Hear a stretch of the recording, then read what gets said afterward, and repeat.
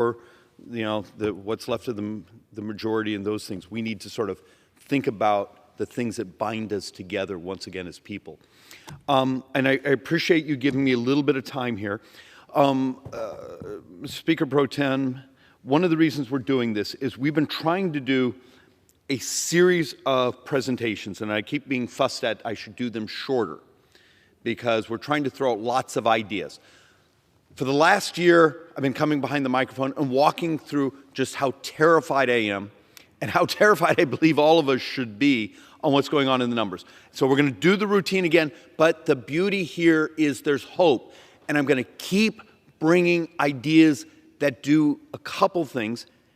Number one is make us freer, healthier, wealthier, but also show a path that we can grow and we don't have to be crushed by the coming debt. So let's sort of walk through some of this. And we always start with this slide because this one really bothers everyone. This one makes everyone angry, and it's the math. Today we have $31 trillion of debt. Next 30 years, functionally we add $114 trillion of borrowing. Every dime of that $114 trillion that's coming, 75% of it's Medicare, 25% Social Security. The rest of the budget actually has a positive balance. We got old. Is the graying of America, is it Republican or Democrat? It's neither. It's just demographics. It's what we are. But the unwillingness to deal with the reality that if you want to save the country, if you do not want my 5-month-old little boy that we're just adopting, my 7-year-old little girl that plays together, if you want to save their future, because do understand today, 25 years from now, we have to double their tax rates. We have to double your tax rates. We have to double corporations' tax rates just to maintain the baseline spending. And that's still with us going, I think, to like 140% of debt to GDP. I mean, do we understand how bad the numbers are? And it's demographic. So what do? I'm trying to pitch sort of a unified theory for us to think. And I'm sorry this upsets people, but the math will always win. And instead of the craziness that goes on around here where I got my feelings hurt, maybe the most powerful thing we can do is demonstrate we give a damn. And growth is moral.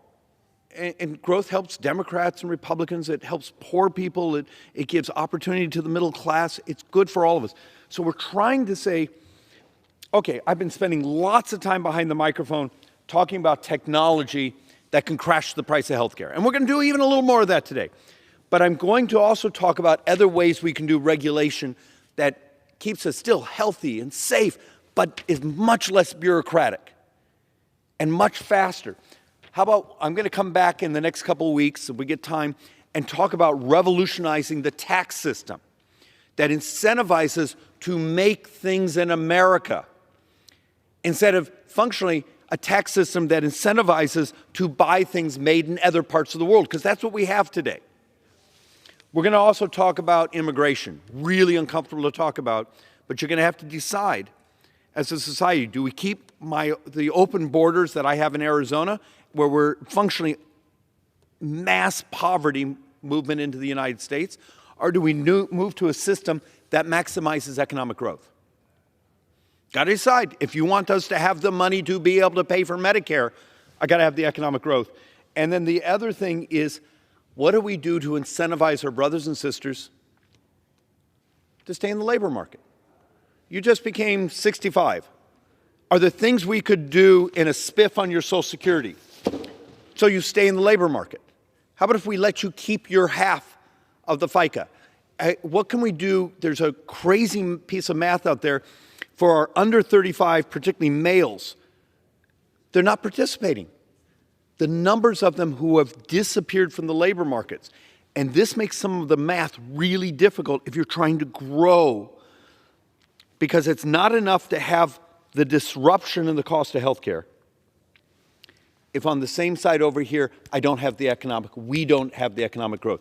Mr. Speaker Pro Tem, may I ask how many minutes we have left? Sorry. The gentleman from Pennsylvania has 25 minutes remaining. Actually, I think I'm allowed to ask, even though it's your time. Oh, it's okay with me. I yield to the man to ask how much time he has. All right, and I'm going to run through these fairly quickly because I want to keep the theme going, and I'm going to be dogged about this because we're going to save this country.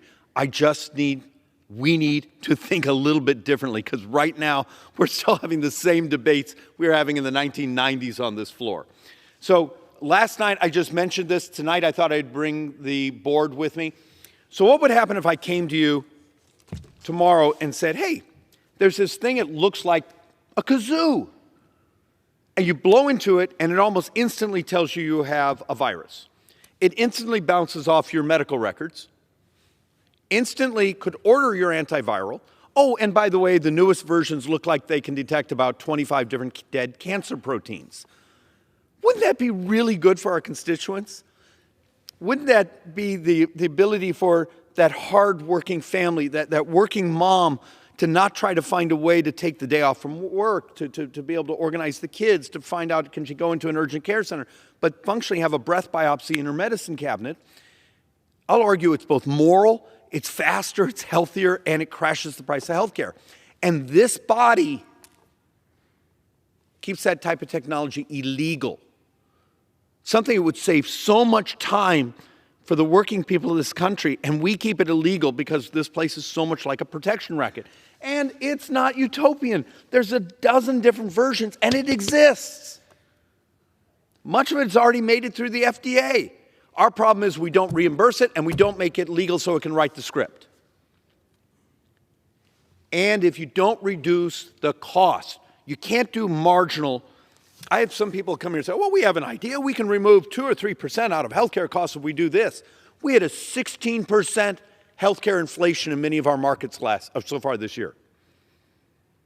But great, we can find a 1 or 2% rounding error. Do you understand how much trouble we're in? Your government functionally is an insurance company with an army. And it's going to be an insurance company where the insurance side is going to start consuming every dollar and the army is going to have to get smaller. And it's demographic. It's the reality where we're at. Why wouldn't this body take an experiment and say, let's make it legal?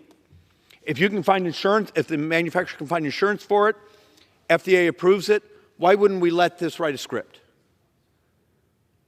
And there's dozens and dozens and dozens of these things. For those of you that walk around with these smartwatches or your fancy supercomputer in your pocket, the fact of the matter is we should be using every piece of technology to crash the price of healthcare. Last night I came and showed some slides about a path, and who knows, maybe it doesn't work, but there might be a path for a cure for diabetes. Diabetes is 33% of all healthcare spending. It's 31% of all Medicare spending. It may be the leading contributor to income inequality. You go, huh? Look at the data. Look at my data sets of who is suffering, who's going blind, who's having their feet cut off. I represent a tribal community with the second highest per capita diabetes in the world. Is it moral not for us to go and throw every smart idea and sometimes the resources we need to cure it? Wouldn't that be more moral than this crazy-ass argument of, hey, let's go build more clinics so we can help people manage their misery? Because that's what we do here. We're better than this. Well, no, we're not better than this, but we could be. So let's go a little further down the crazy line of what do you do to grow the economy? So think about what we did last week. We're going to stop this strike because we're going to fight for the way we move goods out of the port and put them on trucks and then put them on a rail car and move it over here. And yes, we have all this environmental issues of, yes, it's really dirty, it's really filthy, but the Democrats in their Inflation Reduction, was a crazy name for what the bill actually did, bill made it say if they're going to take the green money, they can't actually do certain innovation, they can't automate because they have to protect all their longshoremen union folks because that's who writes them checks. So in one hand, we give great lip service, we got to fix the supply chain, we got to get greener as an economy, and then they make it illegal. It's in your legislation, you did it. And yet at the same time, We have brilliant innovators, and these things aren't Republican, they're just the next generation of innovation, of autonomous rail platforms. You take the container off, you put it on the platform, you hit the button, and you say, go to the spur over here and dump this at the warehouse. Go take this and put it at the manufacturing facility. Go put this at... It's electric. The environmental load is dramatically cleaner. It would be a revolution of efficiency. We keep saying, well, we've got to fix the supply chain. But damn it, you made parts of fixing the supply chain illegal. Why does this place act like a barrier, a protection barrier of allowing innovation in the economy? And we do this over and over and over. Most of the members don't know it's happening. But we've functionally made that disruption that grows the economy, that if we don't have that growth, we're in real trouble. Go ahead. Can I just say, I mean, you inspired me to think of something. This is the only place that does less with more. The only place that does it. I'm sorry, you're talking about this efficiency and stuff, and I just look at this place. And we make it illegal. And during COVID, they talked about essential jobs. Well, I tell you what, this is probably the only place on earth where there's some jobs that are not essential. Oh, no. Quite frankly. But anyhow, sorry for taking your time, sir. But it just reminded me of that. This is the only place on the face of the earth that does less with more. Look, how many times, and you have some of this in your district, will we get the lobbyists and the folks come in, and this has been going on for 30 years, so this is sort of one of the running joke scams around here. We need money for rural broadband. We do. And I have, communities in Arizona, I don't represent them, they've been waiting 20 years for that line to get out to the chapter house on the Navajo reservation. The fact of the matter is every inch of this country actually has broadband right now. They just happen to be satellites. We have, 5 companies?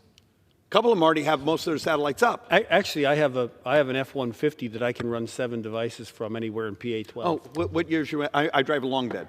2022. Yeah, when I had my midlife crisis, I didn't want a new wife or a Porsche. I just wanted a long bed pickup trike. Well, and mine's 10 years old. I got the F-150 because I didn't have to buy a generator because it has one in it. So that was my justification. But you think about this. Is if I really cared about that community, and you see where this ties in, this is back to that unified theory. I believe much of my health care, I can use technology, but I need access to the broadband, but I'm going to wait for the wire to show up because that's incredibly inefficient, but I do have an option right now where something like the Starlink satellite, I could actually put up a little oval-shaped dish so they have the broadband, so they can use the healthcare technology, let alone the education technology and the other things.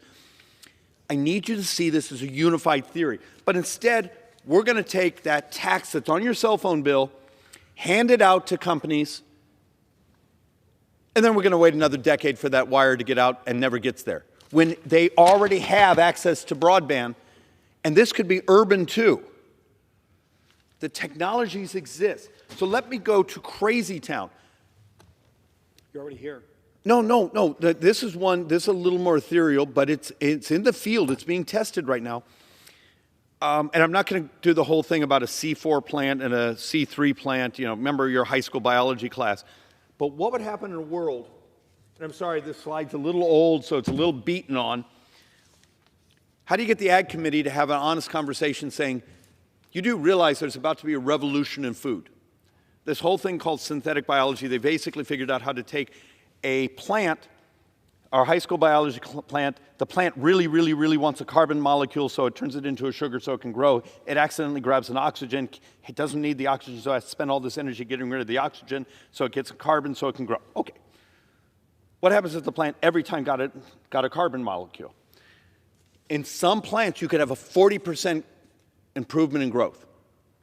Dramatically less water, dramatically less land needed, dramatically less fertilizer. This is being tested right now. I think it's University of Illinois. It's out there. How much discussion have we had that there's a revolution coming in agriculture? And it would be incredibly productive. It'll be incredibly disruptive. Because what happens in agricultural land if all of a sudden I have crops that grow dramatically more efficiently? But it would also be amazing for the environment.